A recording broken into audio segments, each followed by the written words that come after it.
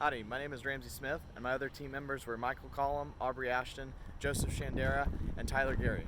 This video was created as a group project for Easton 340 Fall 2019 with Kate Davis. Enjoy.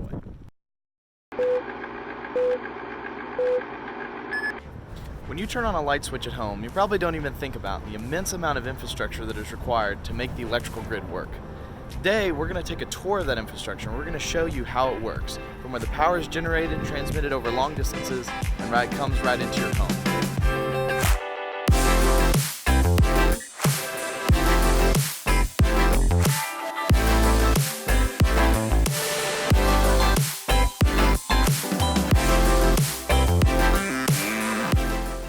If you've ever been to a man-made lake or reservoir, like this one outside of Bryan, Texas, it was probably made for power generation.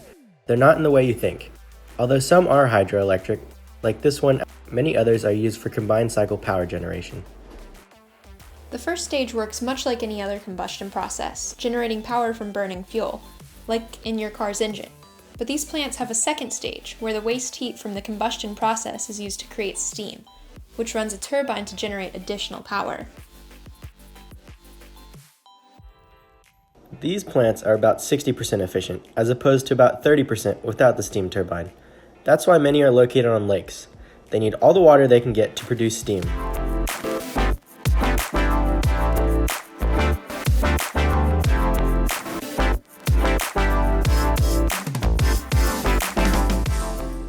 Once the power leaves the power plant, it comes here to the substation, the workhorse of the grid. Now, you've probably driven by so many of these things you don't even notice them anymore, but they serve several very important functions on the grid. The first is to transform the voltage down from the high voltage coming from the generators down to a low voltage for distribution. But they also serve several other important functions, such as providing circuit breakers to isolate sections of the grid when there's a problem, as well as current transformers, which allow the utilities to monitor the load in that particular area.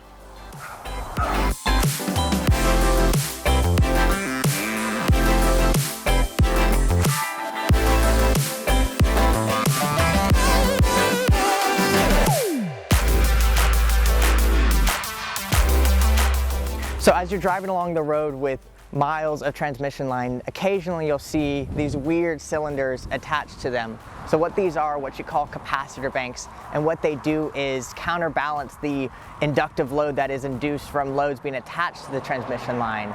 And so they do this by having the capacitive load, it evens it out so that you have a more real power load.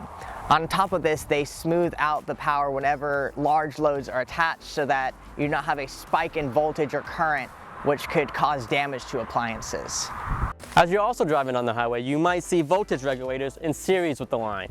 They are essentially transformers with tap changers to adjust the voltage of the feeders. These are used because over long distances the voltage will drop, and these are used to compensate so that the voltage at the receiving end is what is expected from the sending end.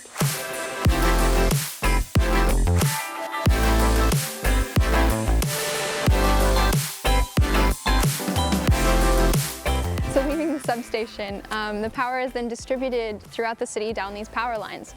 At some point though, the power lines will usually take the power underground and it will transport it to residential areas.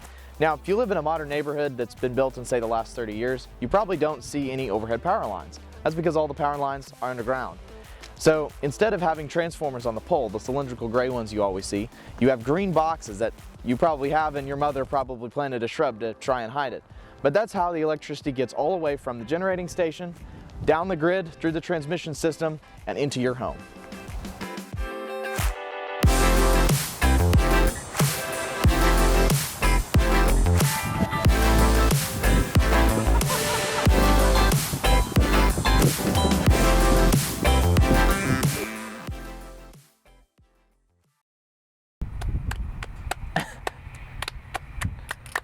Fucking ring.